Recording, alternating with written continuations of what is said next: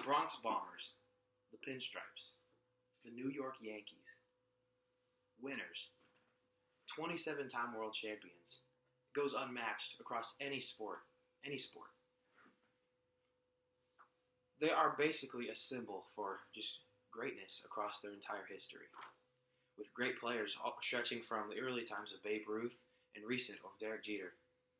You may know their history, but you probably don't know the depths of it unless you're a big fan like I am, or if you've done your research like I have as well. So, let's dig into the Yankees and their history and all of it. To start out, we need to go back to all the way to the beginning, 1903. In 1903, two men purchased the Yankees when they were in Baltimore and moved them to Manhattan. When they were in Manhattan, they were named the Highlanders because of the highland location that they were in. Later on, in 1914, they wore the pinstripes for the first time, which became an iconic uniform that they still wear today and is well known across all sports. Soon after that, they were renamed to the Yankees and moved to the Bronx, where they are today. In the early 20s, they had to share a stadium with the New York Giants, a team that is no longer there. They moved to San Francisco later on, but they had to share a stadium with them because they did not have the money to support for a new stadium of their own. But they still had enough to support for a team, and that came in 1920 when they purchased Babe Ruth from the Boston Red Sox, which was the start of their franchise as it is today. When they purchased Babe Ruth, they paid $125,000, and they paid for a mortgage for Fenway Park. Now, this may seem like a lot, but in sports today or in the past time, that wasn't a lot of money. And Babe Ruth was worth every penny of it, and then some. And the Boston Red Sox probably regret doing that, as it haunted them for a long time. After that deal, there was a curse called the Curse of the Bambino, Bambino being Babe Ruth's nickname. And they went 86 years without winning a world championship until they did so in 2004. Now, for the Yankees, it worked out a little bit better as Babe Ruth became one of the greatest players to ever play the game. He hit 714 home runs, which is the third most of all time in Major League Baseball history. And he teamed up with Lou Gehrig and others on the Yankees in 1927 to win a championship and have a lineup so dangerous that they nicknamed it Murderer's Row. In 1932, they won another world championship against the Chicago Cubs, in which Babe Ruth stood to the plate and pointed to center field calling his shot, and he did the exact same thing. It's still a bit of controversy whether he actually called a shot or not, but you be the judge. Alright, now, 1935, the Yankees started trending downward more. Babe Ruth was getting older. Lou Gehrig, later on after that, was diagnosed with ALS and ended up passing from it later on. And the franchise was just not going as well as it was earlier on.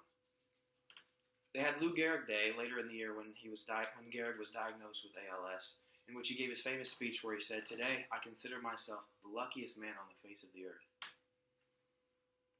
Well, it didn't look so good for the Yankees, but there were new people on the way. Joe DiMaggio, one of the greatest known baseball players to ever play, came on the set, and he delivered immediately, as he helped in the late 30s to help them win 4 straight world championships, along with Yogi Berra and others. DiMaggio set a record for 56 straight games with a hit, a record that still stands today. Later on in the 40s and the early 50s, there were more players introduced, including Mickey Mantle, who was also one of the all-time greats. Mantle, to kind of set the tone for what would come in the future, early in his career hit a 556-foot home run against the Washington Senators, an unofficial record. Well, the 50s were a great period of time for the New York Yankees as they won 5 straight World Series championships, which really told everyone they were not to be messed with. In 1961, Mickey Mantle and Roger Maris, another Yankee great, competed trying to pass Babe Ruth's all-time record for single-season home runs, 60. And Roger Maris did so, hitting 61 that year. Mickey Mantle fell just short, but he still hit I think he's 50 home runs.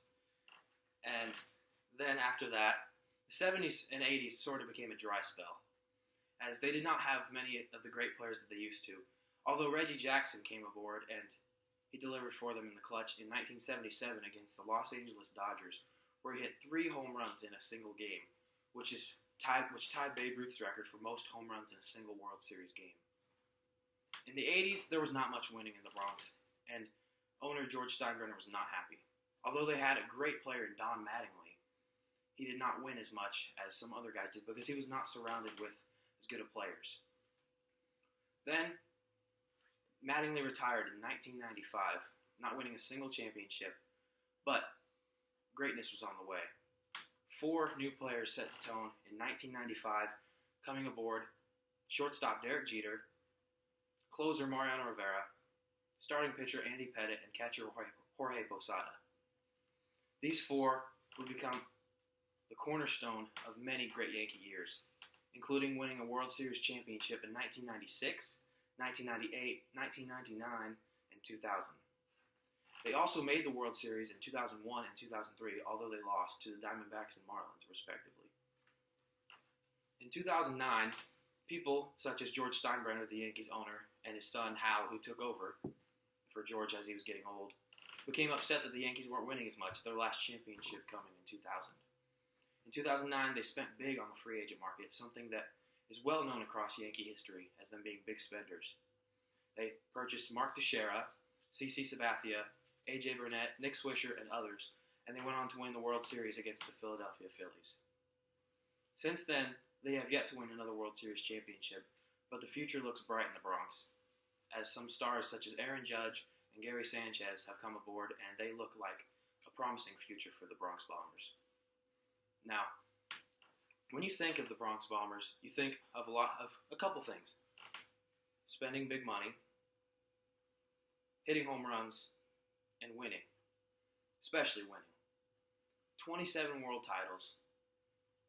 The Los Angeles Lakers, who are well known across all sports, have 16 titles, and that's not even close to the 27 that the Yankees have.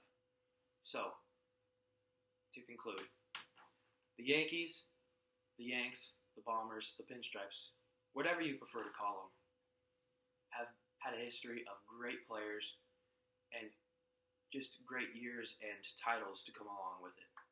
So, that is the Yankees history. Thank you for listening.